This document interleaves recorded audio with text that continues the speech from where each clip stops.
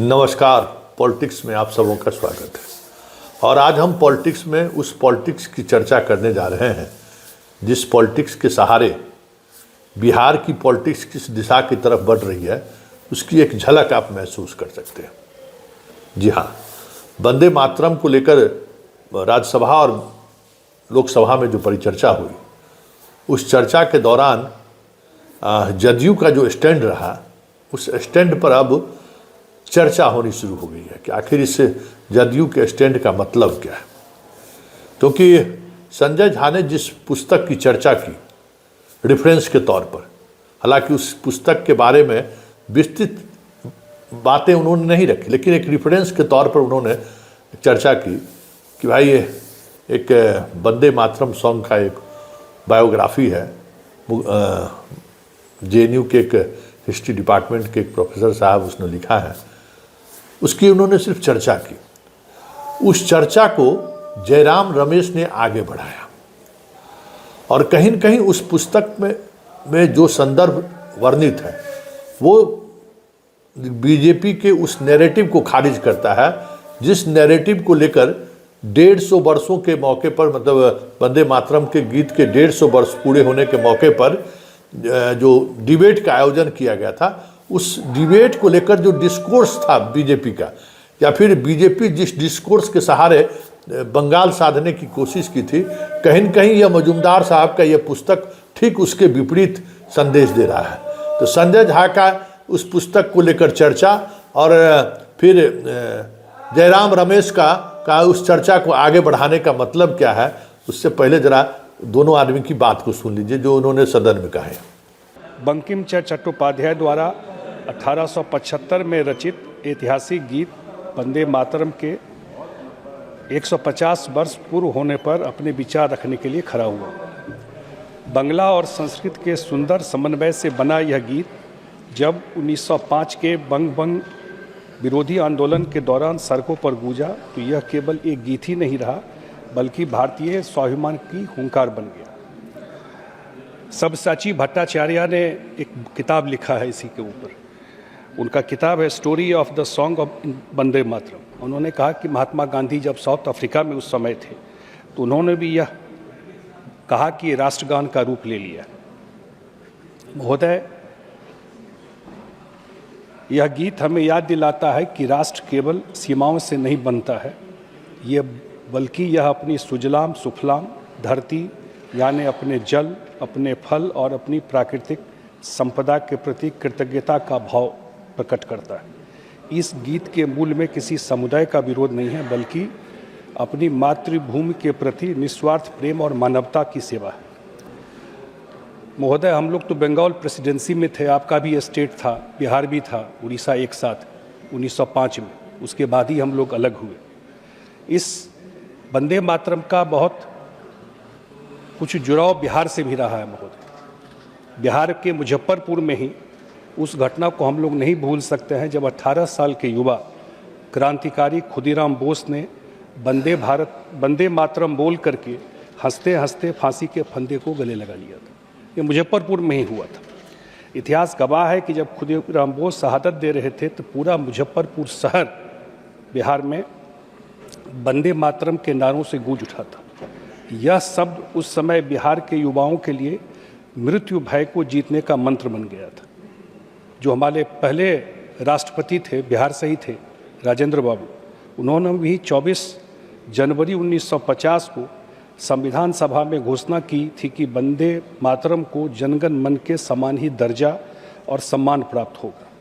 बिहार ने इस गीत को केवल गाया नहीं बल्कि जिया है और इसे संवैधानिक सम्मान भी दिलवाया है। उसी बिहार में जब 100 वर्ष के बाद 1975 में आपातकाल लगा, तो उसी बिहार से आपातकाल के खिलाफ जयप्रकाश नारायण जी का आंदोलन शुरू हुआ। उसी गांधी मैदान से संपूर्ण क्रांति के नारा उन्होंने दिया वहाँ से, और जब इतना बड़ा मूवमेंट वहाँ से शुरू हुआ। पहली बात तो ये किताब है।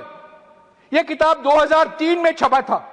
इस किताब का नाम है वंदे मातरम और इसके लेखक एक प्रसिद्ध इतिहासकार सब्यसाची भट्टाचार्य। सब्यसाची भट्टाचार्य विश्व भारती के वाइस चांसलर थे। वो Indian council of historical research के अध्यक्ष थे, और सर विदेश मंत्री बैठे हुए हैं सब्यसाची भट्टाचार्य उसी विश्वविद्यालय में प्रोफेसर थे जिस विश्वविद्यालय में हमारे ज्ञानी वित्त मंत्री, हमारे ज्ञानी विदेश मंत्री और हमारे जेडीयू के नेता संजय झा पढ़े थे। और यह किताब सब्यसाची भट्टाचार्य ने लिखा है। सब्यसाची का माने क्या है? डिप्टी चेयरमैन सर, इनको जानना चाहिए। सब्यसाची नाम विष्णु का एक नाम है, विष्णु सहस्त्र नामम में आता है। सब्यसाची का अर्थ है जो बाएं हाथ से तीर मारता है और दूसरे दाएं हाथ से भी मारता है, two handed. Sabyasachi Bhattacharya two handed इतिहास थे। वो लेफ्ट के नहीं थे, राइट के नहीं थे, वो एक सचमुच बुद्धिजीवी थे। और उन्होंने ये किताब लिखी और मैं सारे सांसदों को आज रात तक ये किताब पहुंचा दूंगा। ये 150 पेज का किताब है, पढ़िए इसका इतिहास क्या है। सब्यसाची भट्टाचार्य लिखते हैं कि 1875 में पहला वंदे मातरम लिखा गया। उसके बाद में जब आनंद मठ प्रकाशित हुआ 1882 में, उसमें और पंक्तियां जोड़ी गई, और पंक्तियां जोड़ी गई, यानी कि 1875 में एक वंदे मातरम था और 1882 में उसको और ज्यादा बड़ा किया गया। तो ये सब्यसाची भट्टाचार्य किताब में बहुत सारी चीज है इतिहास को लेकर।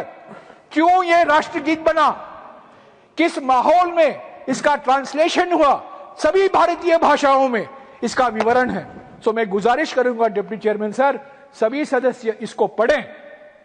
तो आपने सुना कि आखिर दोनों का संदर्भ क्या था और उस संदर्भ का मतलब क्या है। मतलब जो कॉमनल लाइन पर जो ले जाने की कोशिश संजय झा ने बीजेपी की उस कोशिश को कहीं न कहीं ब्रेक लगाने का काम किया, या फिर जो कॉमनल लाइन को लेकर बीजेपी आगे बढ़ रही थी उसको उसने खारिज करते हुए उस लाइन पर आगे बढ़ा जिस लाइन को कांग्रेस लोकसभा में मजबूती के साथ रखा है।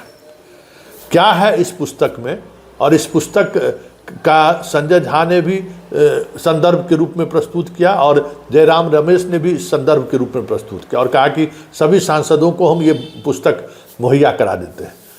संजय झा भी जेएनयू में हिस्ट्री डिपार्टमेंट से ही पढ़कर बाहर निकले हैं और वहीं के इस प्रोफेसर ने इस पुस्तक को लिखा है।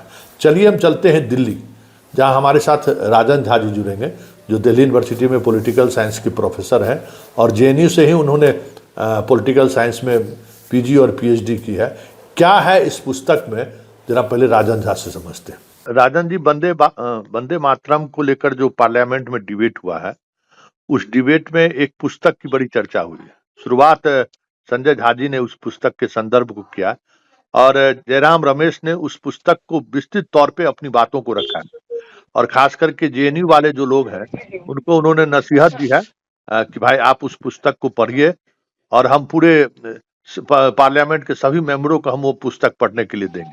क्या है उस पुस्तक में? भट्टाचार्य जी की उस पुस्तक में है क्या?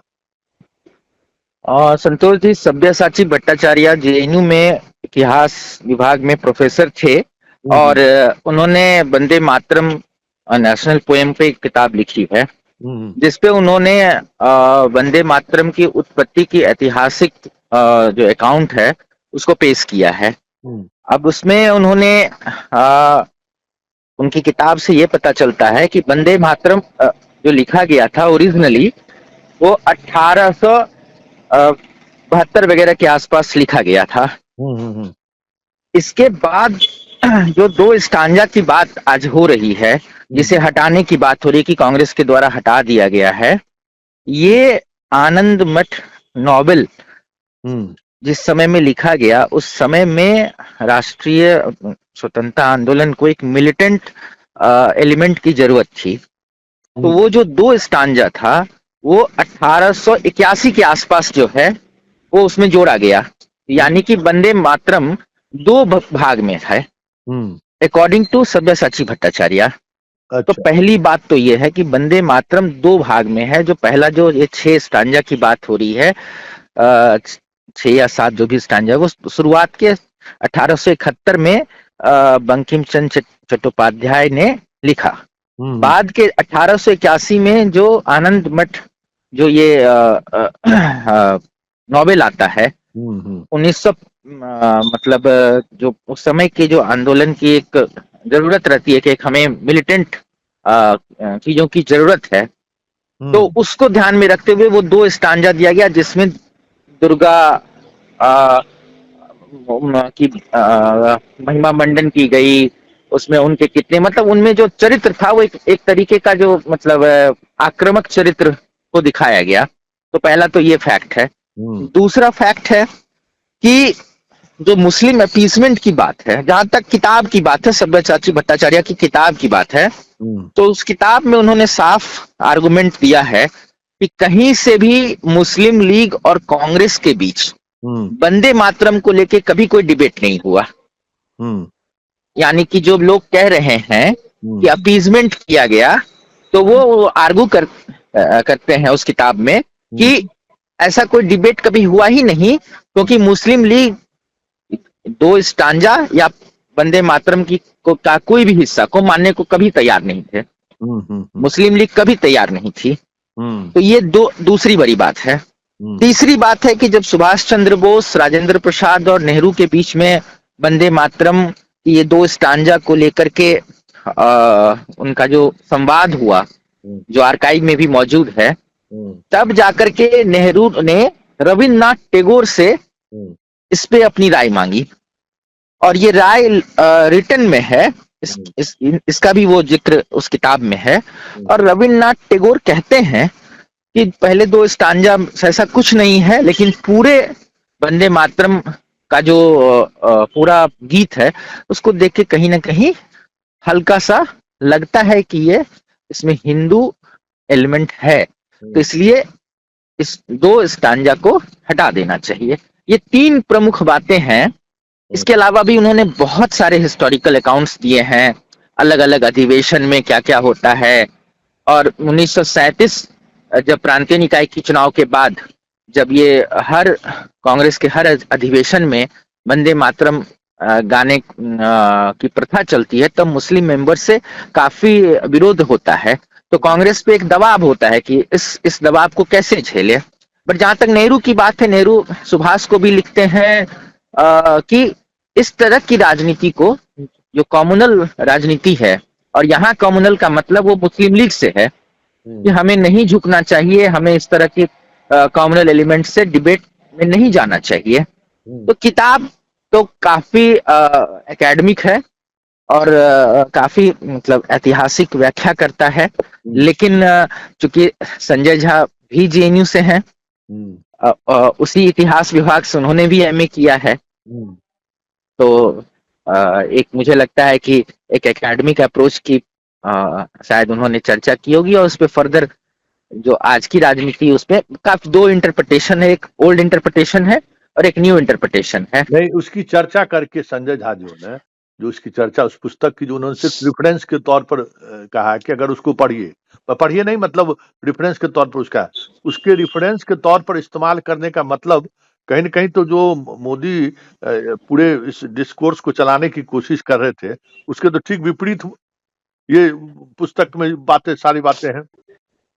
ऐसा कहा जा सकता है कि उस किताब को यदि आप कोट करेंगे तो जो वर्तमान में जो कोशिश की जा रही है कि वंदे मातरम के 2 स्टांजा को हटाने के पीछे जो मुस्लिम अपीजमेंट था, तो किताब तो ऐसा नहीं कहता है। तो मतलब संजय झा मतलब बीजेपी के स्टैंड के विपरीत स्टैंड उन्होंने लिया उस पुस्तक के सिर्फ चर्चा, रेफरेंस की चर्चा करके।